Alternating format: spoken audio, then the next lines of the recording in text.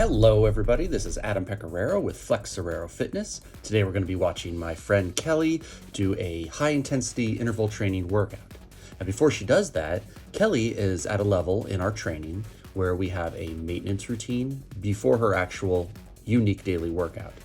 On Tuesdays, it's arms, and on Thursdays, it's back and chest. Now, that doesn't mean that she doesn't do other arm exercises on Tuesday in her regular HIIT workout, nor does it mean she doesn't do other chest and back exercises here. There's two main lifts that I want her to do outside of her normal workouts, things that she lifts heavy weight with. One of them is the cable pull, which is great for her lats, as well as other muscles in the back, and her shoulders and biceps get work too. And the other one here is her chest press. She's doing a dumbbell chest press with 20-pound weights. It's 4 sets that we do. We do it very much in a superset context, where she does her cable pull for her back, then she goes over and does her chest press, that's 1 set. And then back to the cable pull, back to the chest press, that's 2 sets. We try to keep about a 30-second interval in between. I gotta tell you, she does it with amazing hustle. She just moves. And after all that is done, then we get into what you're about to see, which is her HIIT workout.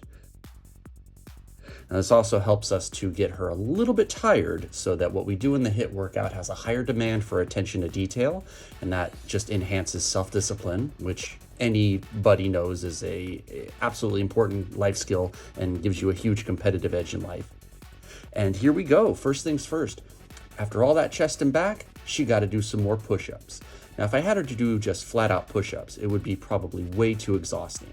So what we do instead is a dynamic movement that starts with a bear plank to pike and then into a push-up. Now, this will get her to do less reps of push-ups, and it'll get her to work on the bear plank, which targets hard to reach muscles in your abdomen and lower back. And despite being relatively simple, they're great for developing stability. And like we are doing here, we're adding more difficulty to it by putting the plank and the push-up into it.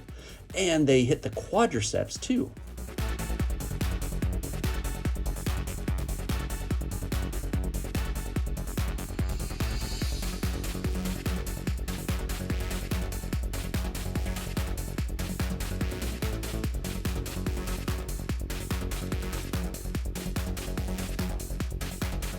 Now, after the bear plank, Kelly's doing this exercise, which is a reverse lunge into a single leg clean and then a shoulder press. It's a single arm shoulder press. And what she's doing is after the clean, whichever leg is straight, that arm does the press.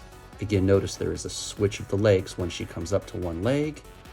After the switch, whichever leg is straight, that arm is the press. I joked with her and I said it's kind of like a dance routine. Great for coordination, as you can imagine. You can increase the load-bearing weight on the one leg with minimal spinal load, right? Just going to one leg makes it more challenging for the leg that's your base. And it improves also lateral stability. You can build unilateral strength. Obviously, we're improving balance, and you're training in multiple planes, which makes you functionally more versatile, and it can make you a more versatile athlete. So now she has a coupling of bicep curls, front squats, and an inverted shoulder press. And we're having her do 3 bicep curls. Then she pauses and does a front-loaded squat, and then an inverted shoulder press, which will continue to hit her chest muscles, as well as the anterior and lateral heads of her deltoid. Now, the 3 bicep curls, it's a great way to get overload, because psychologically speaking, it's kind of interesting. Most people count their reps after doing all this movement, forgetting that there are 3 curls per rep. So if she does only 4 reps, it's actually 12 curls. And I think she did between 4 and 5. So she did between 12 and 15 curls. Okay, so now Kelly's doing a reverse crunch with a skull crusher tricep extension.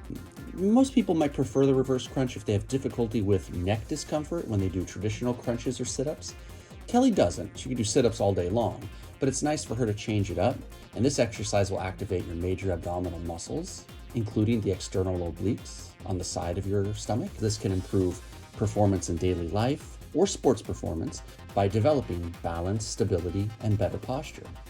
Always strengthening the abdominal muscles will prepare you not only for different type of exercises or sporting activity, but also for those active tasks around home like gardening, when bending and twisting and reaching are a part of it.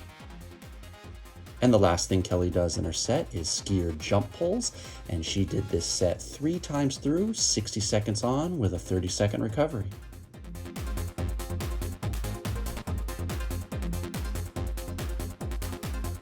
Hey everybody, thank you so much for watching our workout. If you like our video, hit that thumbs up button. It really helps our channel. And if you leave a comment, I'd be happy to reply to you. Have a good rest of your day, and I'll see you next time.